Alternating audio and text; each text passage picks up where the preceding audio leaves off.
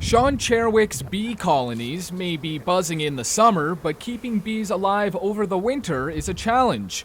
Cherwick lost one of his 3 hives to cold weather this year. Probably what happened was the cappings, the wax cappings got too hard, or the honey got too hard for the bees to actually eat.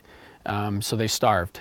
A survey of beekeepers from the Canadian Association of Professional Apiculturists says British Columbia is the only province where the over-the-winter death rate was considered acceptable, 15%. By comparison, a stinging 58% of bees died in Ontario and 26% died in New Brunswick this year.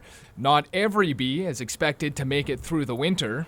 There's just an amazing array of different pathogens and funguses and fungi that can affect your bees, that can weaken them going into the winter, and then overwintering they don't survive.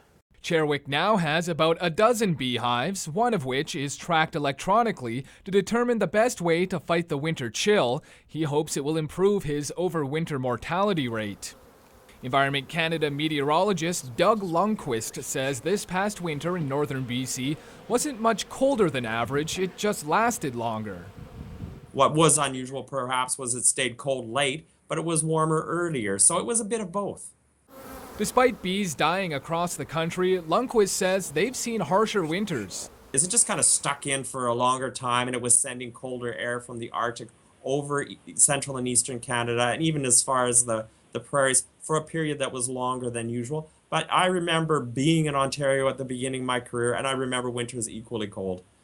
Even with the threats of cold, pathogens, and pesticides, Cherwick expects his farm to be a hive of activity for many years to come.